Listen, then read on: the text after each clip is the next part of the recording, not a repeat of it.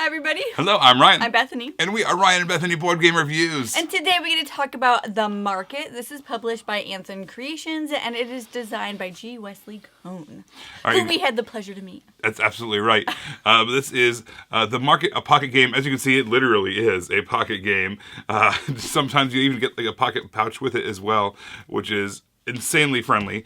But what's the game about? All right, let me read the back. Survive the world of Tempo, a land ravaged by the Great Cataclysm. Harvest indigenous soil, farm fiddleheads, and synthesize photonic energy, and trade at the market for permanent resources. And gain hope. That's the whole point of the game. You're trying to gain hope. The first one to get 10 hope is going to be the winner of the game. Let me show you how it works.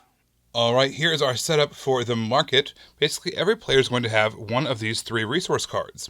So we're trying to grow plants here. That's kind of the main goal. So we've got our dirt. We've got our seeds themselves, and we also have this photonic light, which is kind of like a water light mixture, okay? All right, so what we're going to do is on our turn, we can either gain 2 resources of anything we like, and that could be 1, 2, or it could be just divided up, so 1, 2. You just rotate the cards to show what you then have at the top of the card there. The second action you can do on your turn is going to the market. So when you go to the market, you're going to flip over the top card and see if you can buy it. All right, this one says it requires 1 of the dirt, 3 of the fiddleheads, and 3 of the photonic light. We do not have all that, so we can't get that. We get 1 second shot here, though. All right, this one, it costs 2 of the dirt. We do have 2 dirt, so we can actually spend that. So we'll rotate 1, 2, back down to 0. We'll purchase this. It goes below the fiddleheads because it is a fiddlehead. So now, whenever we need to use fiddleheads, we have 1 built-in permanent resource in addition to our temporary ones up top. The one that we were unable to afford stays out there, and we can either go back on a future turn to try to purchase it, or someone else can as well. If, after revealing the 2 of the cards, we couldn't have afforded either one of them or didn't want to buy either one of them, we get to take 1 free resource, so you can just be able to do something like that. That's really all there is to the game. You're just kind of building up these temporary resources in order to buy these more permanent resources. And most of these permanent resources do come with hope at the top left. That's what we're trying to do. We're trying to get the most amount of hope. If you're the first person to get to 10 hope, you're going to win the game. But of course, the more hope the cards are, the more expensive they are as well. This game had some pretty smooth gameplay. I mean, it just kind of happened, right? You only have the 2 choices of what you're going to do, either get resources or go to the market. And that's it. You know, those are all the choices you have, but it wasn't clunky. It was smooth. I don't even think, like, your friends with AP, they couldn't even struggle with this. Because even though there's 2 choices, like, it's not like it weighs on you that much about what choice to make. It's not a wrong choice. You can just gear for the future, you know? Yeah, exactly. So it was just really smooth. I thought this game had this nice little bit of push your luck as far as when you went to the market and flipped cards over, especially early on. You know, before you have built up some resources, it's like, I can go there early and get a head start on getting some of those points and some of those resources. Oh, but I could just spend time getting set up. So that push your luck, and then you flip it over, and then is it the one you can afford, or is it one that you're going to have to hold out for later? And if you hold out till later, someone else might, bite out from underneath you. Yeah. So I like that. A little bit of push your luck, the decision point you had to make of either go further or stop there. So I actually really liked this little wallet thing. Like, and it fits perfectly, and it's kind of chunky right here, so it's not like you're breaking it at all, because it's like that. But the reason why I like this so much was because we actually had like a coffee date recently, and we just brought a bunch of games with us. But this was so nice because I just stuck it in my purse. The game wasn't destroyed. We played it, and I stuck it back in my purse, and it was wonderful and great. Like, it really is a pocket game. It's a pocket game, guys. Mm-hmm. Or purse game, This is a 2-player game when you buy it like this.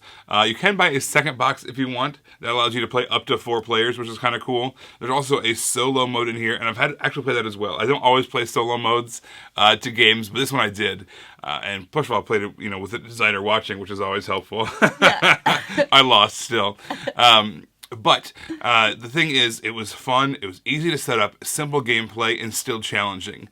When I don't play a lot of solo games for that reason, because when you're playing a solo game, for me, gaming is a social interaction kind of a thing. And so to get me to play a solo game, you have to overcome the fact that you're not socializing. I'm not socializing. I'd rather be, reading a book, watching TV, editing something on my phone, or, doing whatever, doing some other activity that I could be doing by myself. So if you're going to have a solo game, it needs to be one that has a quick setup, relatively quick gameplay, and still some interesting choices. That hit all 3 of those for me. So, 1 to 4 players, depending on how many copies of this you have. Yeah. Which they all work smooth. So I really enjoyed this game. I do want to emphasize that it's super light. Like, this is a very, very light game, and that's not a diss to the game at all. I just want to emphasize that it's super light, but I really enjoyed it. It really is travel friendly. Like, you hear of games that are travel friendly, but Right. whatever. But because it has this little pouch, it actually is travel friendly. And the amount of cart space it takes up on the table is next to nothing. nothing. So you can sort of play on a little end table or whatever. It's just ridiculously travel friendly. It's super light. Like, this is something that I would bring to, I don't know, if I had like a work meeting and I knew I was going to have downtime, like, this is it, because I can just pull it right out of my bag and I can get a quick game in with some of my coworkers and then we're good to go.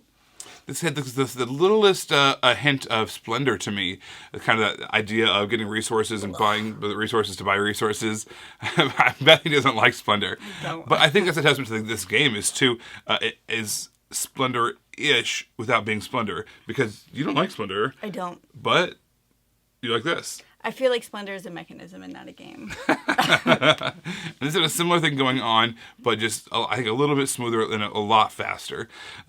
Overall, this one is cool. There's a cool universe behind it, too. We didn't really get into that, but the designer also has a whole kind of universe built in the system. It's another game we're going to talk about in that universe later on. So, yeah, overall, the market, cool, light, pocket game. Yeah, market. With a nice little pocket game. Resource management thing going on.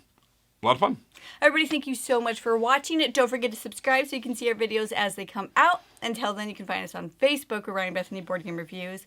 On Twitter, we're Ryan Bethany1. And on Instagram, we are Ryan and Bethany. You guys, thanks for watching, and we will see you next time. Bye everybody.